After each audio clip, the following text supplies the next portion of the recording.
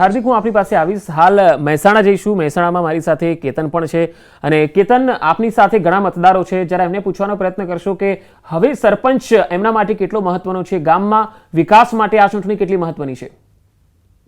ચોક્કસથી સવારથી 7 વાગ્યાથી જે મતદાન શરૂ થયું છે, ત્યારબાદ જે લોકો હોય છે તેમાં પણ હવે ધીરે ધીરે જે આવરો હોય છે તે વધી ગયો છે. આપણા સાથે જે મહિલાઓ હોય છે તે જોડાય છે, તેમના સાથે વાતચીત કરીશું. તે પોતે મતદાન કરવા આવી છે. શું કહે છે, તમે મતદાન કરવા આવ્યા છો? સરપંચ કેટલા મહત્વના છે ગામ માટે? ગામ માટે તો સરપંચ મહત્વના જ છે, બરાબર. અને અત્યારે સભ્યની ચૂંટણી શું કહેશો બેન, પહેલી વાર મતદાન કરવા આવ્યો છો કે આ પહેલા પણ કરી લો? કેટલું જરૂરી છે મતદાન કરવું?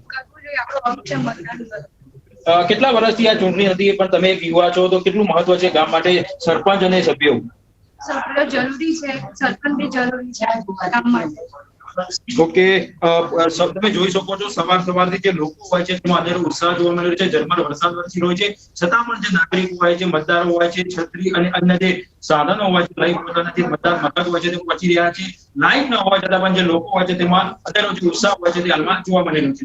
જી, અહીંયા ખાસ કેતન એ પૂછવાનો પણ પ્રયત્ન કરશો કે જે લોકો ઉમેદવાર તરીકે, સરપંચ તરીકે પ્રચાર માટે આવ્યા, ગ્રામીણ વિસ્તારોમાં એવા કયા મુદ્દાઓ લઈને લોકોની વચ્ચે ગયા, તેમને કયા મુદ્દાઓ જે છે એમાં વધારે રસ પડ્યો હોય એવું લાગ્યું?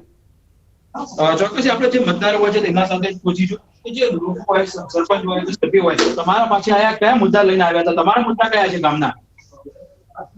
ગટરના છે, પાણીના છે? બધા ગામના દરેક મુદ્દા છે. બધાની વાતચીત કરવામાં આવી છે. ખાસ કરી સ્થાનિક મુદ્દા કયા છે ગામના? રોડ રસ્તા, બધાના રોડ સારા નથી, ચોક્કસથી આપણા સાથે એક માજી પણ છે. કેટલું ઉંમર થઈ તમારી? 90 વર્ષના માજી હોય છે, તે પણ સવારમાં જે મતદાન કરવા હોય છે તે પહોંચે છે. કેટલા વર્ષથી તમે ચૂંટણી જોવા છો? આ વખતે કોઈ અલગ લાગી તમને? બાની ઉંમર હોવા છતાં જે બા હોય છે તે મતદાન કરવા પહોંચ્યા છે, એટલે અનેરો ઉત્સાહ હોય છે જોવા મળે છે. ખાસ કરી ગામની મુદ્દાની વાત કરીએ તો ગટરની વ્યવસ્થા, પાણીની વ્યવસ્થા, સિંચાઈ માટે જે પાણી આપવામાં આવતું હોય છે, ખાસ કરીને ગ્રામ્ય વિસ્તારમાં હોય છે. પશુપાલન અને ખેડૂતો મોટી સંખ્યામાં રહેતો હોવાથી ખાસ જે સિંચાઈની જે પ્રોબ્લેમ હોય છે તે ગામે ગામ જોવા મળતી હોય છે.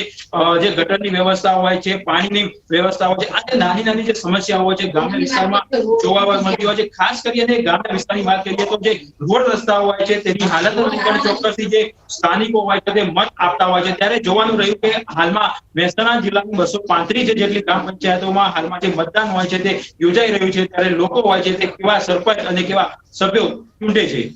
જી કેતન, આપ મારી સાથે જોડાયેલા રહેશો. તો હાલ આપ જોઈ રહ્યા છો કે દરેકે ગામોમાં અત્યારે